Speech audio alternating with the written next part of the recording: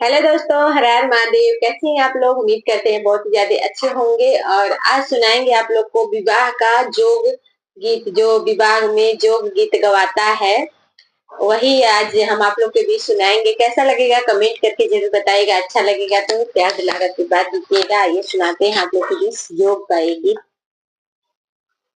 आधे आंगनवा में गोबरा लिपवलू हो, आधे आंगनवा में गोबरा लिपवलू। अरे आधे आंगनवा कैलू जोग हमारी अम्मा हो, अरे आधे आंगनवा कैलू जोग हमारी अम्मा हो।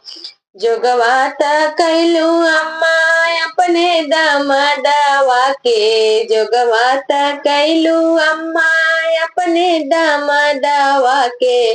नैहर छोड़वलू हमार हमारी अम्मा हो, अरे नैहर छोड़वलू हमार हमारी अम्मा हो।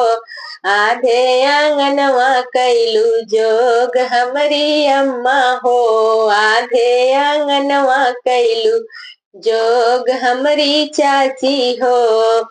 आधे आंगनवा कैलू जोग हमारी चाची हो।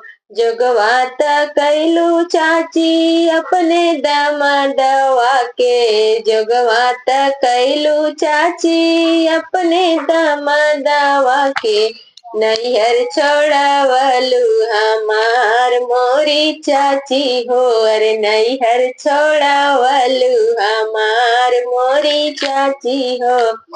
आधे आंगनवा भाभी गोबरा लिपवलू हो, आधे आंगनवा भाभी गोबरा लिपवलू। अरे आधे आंगनवा कैलू जोग मोरी भाभी हो, अरे आधे आंगनवा कैलू जोग मोरी भाभी हो। जोगवात कैलू भाभी अपने नंदोइया के, जोगवात कैलू भाभी अपने नंदोइया के। नैहर छोड़वलू हमार मोरी भाभी हो, अरे नैहर छोड़वलू हमार मोरी भाभी हो।